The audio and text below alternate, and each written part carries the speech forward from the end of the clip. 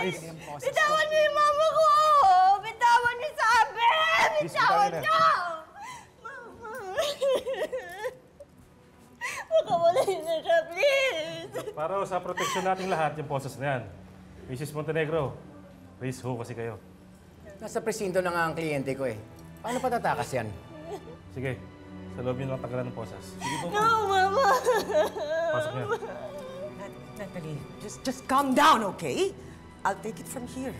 I'll take it from here. It's gonna be okay. Ma! Ma!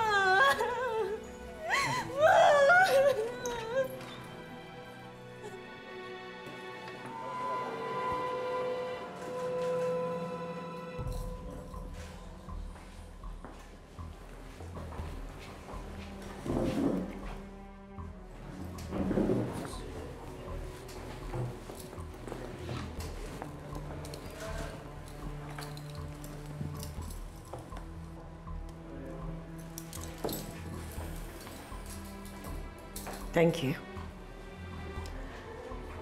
Now leave me alone with my lawyer, please.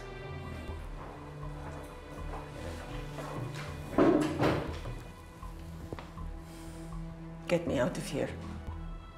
I don't want to spend even a single night in this place. I'm sorry, Helena. I cannot give you what you want that fast. Hindi mo naman kasi sinabi sa akin kung ano mga plano mo. Your job is to help me, not to criticize me. I tried escaping dahil sabi mo malaking chance ko na matalo ako. Now do your job. Huwag mo ako sisisihin. You're the incompetent one. That's why I'm in this godforsaken place.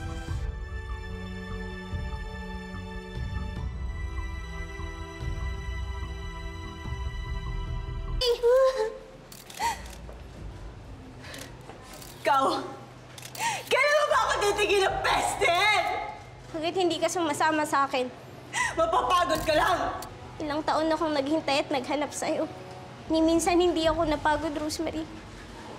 Ngayon pa ba mangyayari yun kung kailan alam ko na nandyan ka at buhay ka? Whatever! Please, Rosemary, sumama ka na sa akin. Iuuwi na kita. Matutuwa ang lolo Nelia mo, ang kapatid mo. Ang kulit-kulit mo!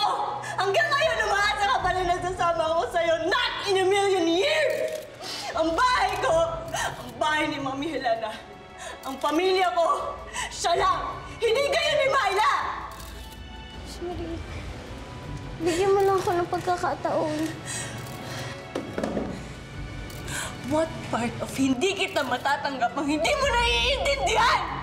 Alam ko naman na nasasabi mo lang yan dahil galit ka eh. Pero iba yung sinasabi ng puso mo. Don't you get sentimental with me? I hate you! I hate you with all my heart! Yan ang sinasabi ng puso ko! Rosemary, you don't mean that. I mean it. Every syllable and every letter of it. Sana hindi na lang kita nakilala.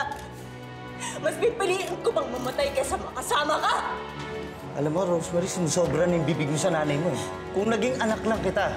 O ano gagawin mo? Sasaktan mo ako? Hindi kita ina. You will never be my mom! Sumusobra na yung pagkabastos mo, Rosemary, ah. Ubos na ang pasensya ko. Ako ang nanay mo, kaya iuuwi na kita.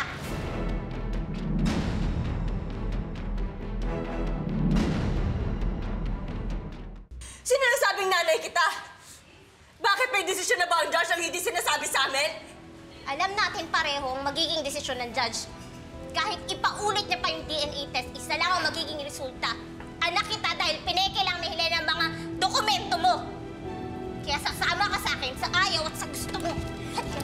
No! Ano ba? Kulit-kulit mo! Pupuwet ka! Ang kulit mo! Hoy, Rosemary! Nay! Talaga ba mas gusto mong sinasaktan yung nanay natin kaysa sumunod ka na lang? Eh kasi yan nanay mo! Ang kulit-kulit pa! Ulit-ulit na lang! Nakakabuisit na! Sobra ka na, ha? Myla! Myla! Hector! Myla! Myla! Rosemary! Myla! Mayla, tama na yun! Tawan niyo ako! Tama na. I hate you! Sinaktan mo si nanay, hindi ka na naawa! Mayla, tama na! Sinaktan niyo yun dahil ang pepa yung pupuwit na yan! Wala ka na kaya ng respeto, ha? Kung tatuhin mo si nanay, para lang siyang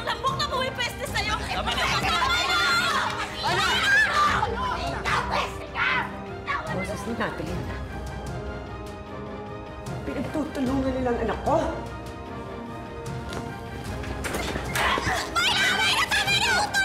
Uy! On here! Ha? She attacked me, ma! Pinagsasampal niya ako!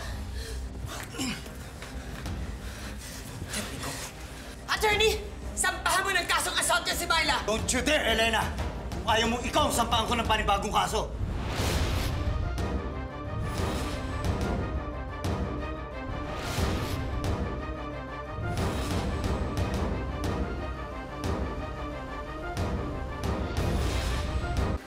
What do you mean hindi kayo makakauwi ngayon?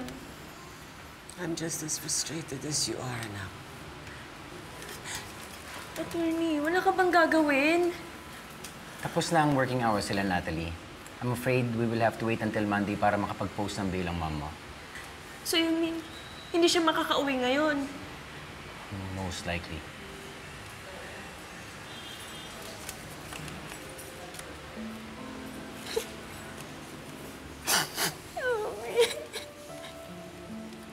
Mami, ayoko magstay ka pa dito.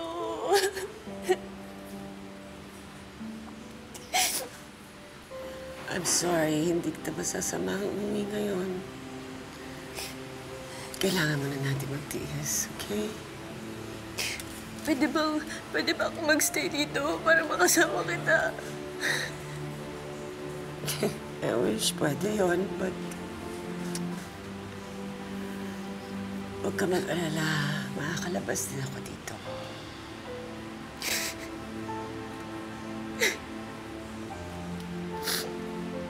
Tama na. Kasalanan lahat na nila Aling Olga.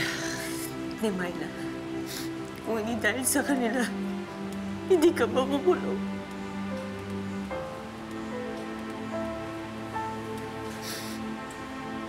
Hindi sana kasama kita ngayon.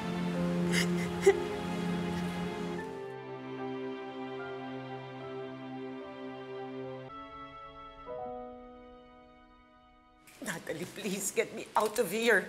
Alam ko, sinabi ko sa'yo na magtiis ka muna na magkahiwalay tayo, pero I can't stand another day here with these criminals. Papatayin nila ako. Ma, huwag kang mag-alala, okay? Gagawa ko ng paraan para makaalis ka na dito. Kakausapin ko yung lawyer natin. Pati si Aling Onay. Just promise me one thing. Huwag na huwag kang sasama kay Onay. Paano kung yun na yung last resort natin? Ang sumama ako sa kanya. Mamamatay ka! Ma! Ma!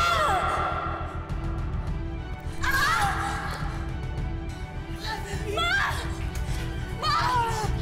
Anong ginawa mo sa mami ko? Ma! Bitawan niyo siya! Ma! Hindi siya na mamamatay ang mami mo!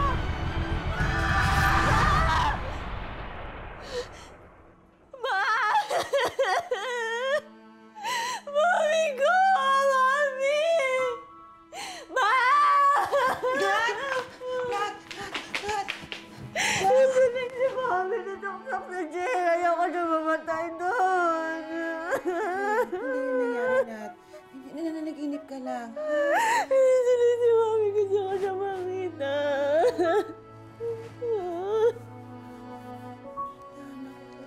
Oh my God!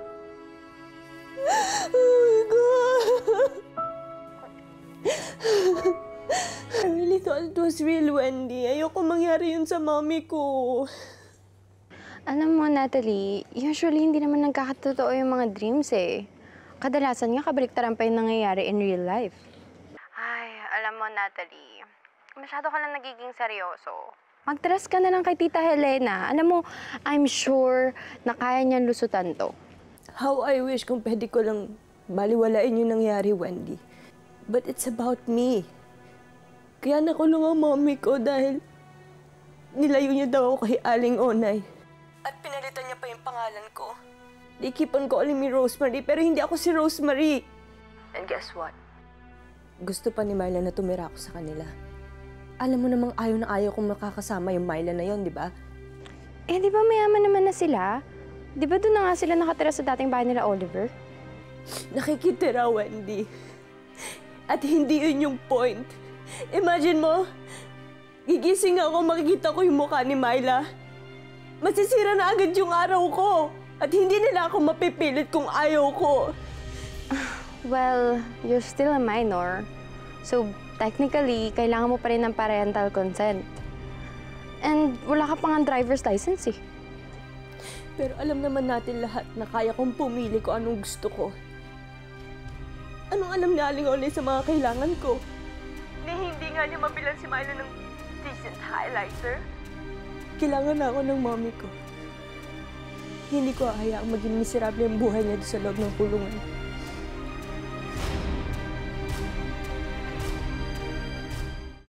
Nananatiling nakakulong ngayon ang dating beauty queen at businesswoman na si Helena Montenegro. Matapos itong sampahan ng kasong falsification of public documents ng dati niyang manugang na si Miss Ronaldine Matayog. Si Mrs. Matayog daw kasi ang totoong ina ng anak ni Mrs. Montenegro na si Natalie. Sisiguraduhin naman ang kampo ni Mrs. Matayog na may papanalo ang kaso laban kay Mrs. Montenegro. Ano ka ngayon, Helena? Ikaw naman ngayon ang yumayakap sa rehas na bakal.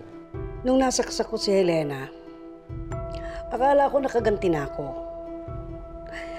Iba palang pakiramdam kung nakita mo siyang nakakulong sa loob ng kulungan. Ibang-iba talaga, ate. Ngayon kahit papano, patas na, di ba? Hindi pa, Dante. Wala pa sa atin si Rosemary. O, Aling Nelia, ano na naman hong iniisip ninyo? Huwag ho kayong padalos-dalos, baka makasama ho sa kalagayan ninyo.